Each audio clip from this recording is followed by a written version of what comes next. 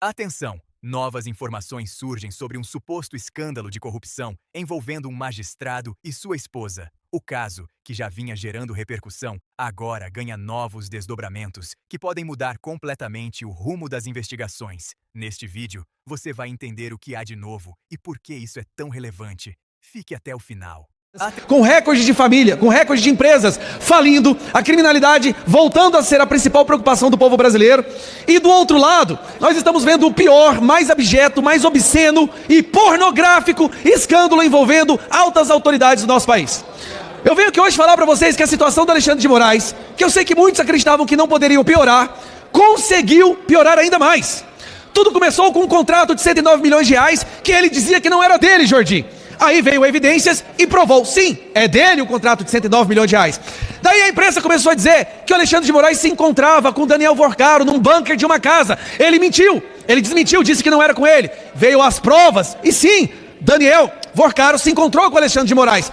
Como se isso não fosse o bastante, a explicação da esposa do Alexandre de Moraes é que o contrato era para fazer uma espécie de consultoria e por isso ela recebia um impressionante valor de 3 milhões e 600 mil reais por mês. Não colou, ninguém acreditou, mas mesmo assim, quem somos nós para discutir a palavra do Alexandre de Moraes? Ninguém quer receber de novo, né, Jordi? A Polícia Federal nas nossas casas. Mas agora vamos lá. Descobre-se que é uma troca de mensagens de visualização única. Mais ou menos aquela coisa que o povo do Comando Vermelho e o PCC costuma fazer para esconder o seu rastro criminoso.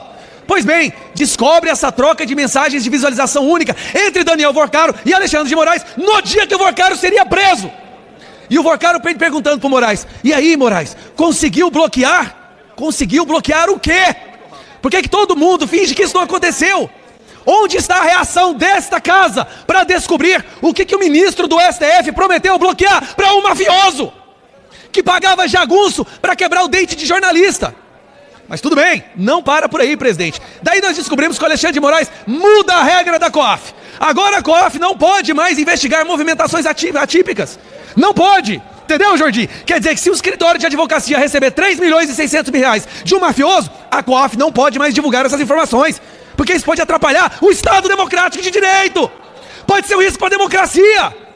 Mas esse mesmo cidadão vai para Londres degustar uísque com Lewandowski e com o diretor da Polícia Federal. Com o Gonê, o PGR. Tudo o quê? Para defender a democracia, gente. É uma questão de democracia. Eles precisam se reunir e degustar esse uísque para criar um plano para defender o Brasil desses radicais bolsonaristas. E aí, para calibrar a cabeça, tem que tomar um uísque Macallan de 3 mil euros a garrafa. Porque senão não dá, o plano tem que ser muito complexo. Continuando, presidente, porque hoje a gente teve a cereja do bolo.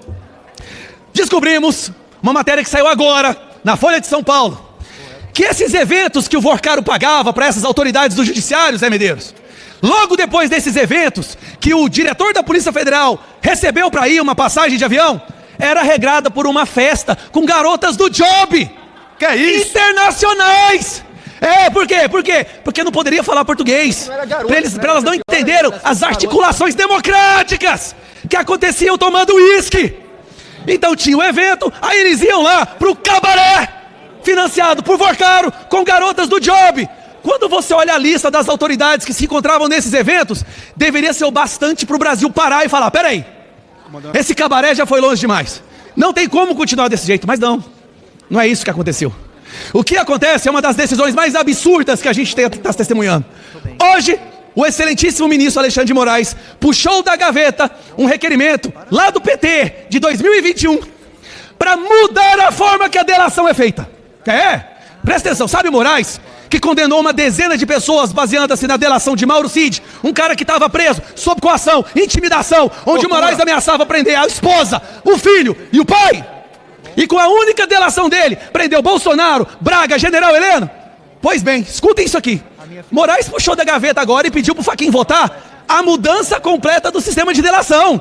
Agora, se uma pessoa está presa, a delação dela não vale. A delação tem que ser totalmente voluntária. Se você prender uma pessoa como ele prendeu o Mauro Cid, a delação tem que ser anulada. Que medo é esse do que o Vorcaro tem a dizer? Que desespero é esse de ter que proibir a mobilização da COAF, ter que mudar o sistema de delação? Qual é o desespero que o Moraes, que estava viajando em avião do Vorcaro, tem? Outra informação que veio à tona hoje, presidente. A explicação da Viviane era que as viagens no avião da empresa do Vorcaro, Zé Medeiros, era abatida nos honorários milionários que ela recebia dele, sabia, né? Bom, se bem que tinha um avião do Zetel ali que não tem táxi aéreo, não tem licença para vender voo. Porém, a Receita liberou para o CPI do crime organizado as transferências. E acredite nisso, Jordi, não havia dedução nos repasses a Viviane Barsi. Viviane Barsi solta uma nota dizendo que as viagens do avião eram abatidas no honorário. Mas quando você vai olhar as transferências do honorário, não houve abatimento algum.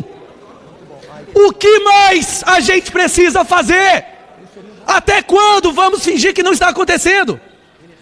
Pelo amor de Deus, aí nós estamos vendo um Senado prestes a aprovar mais uma indicação desse ladrão que está na presidência.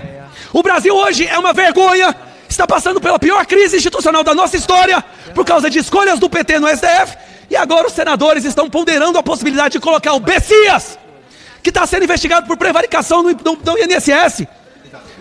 Olha gente, para um deputado federal subir aqui na tribuna e falar isso aqui é porque eu gosto de pelo amor de Deus. Já não é por eleição, não é por nossos cargos, é pelo amor de Deus, pelo futuro do Brasil. O Brasil está afundando a cada dia mais e a gente fingindo que não tem nada acontecendo. Eu vejo poucas pessoas subindo aqui e verbalizando a indignação. Esquece o Lula, Lula já perdeu, é produto vencido. Mas o Brasil não pode ir para frente com essa composição que nós temos na Suprema Corte. Agora, se pelas minhas palavras aqui hoje, presidente, só para concluir. Conclui, por favor, deputado. Enquanto eu estava falando, eu vi alguns deputados, alguns parlamentares arregalando os olhos, pensando assim, nossa, esse cara é doido, ele não tem medo de falar isso não. Olha isso, ter medo de falar a verdade, ter medo de denunciar o que a gente sabe que é errado. O dia que a gente se acovardar a isso, esqueça de ser um representante do povo. E se por causa das minhas falas aparecer a Polícia Federal lá em casa amanhã, eu vou recebê-los de cabeça erguida, e não como covarde que está entregando o país para o crime.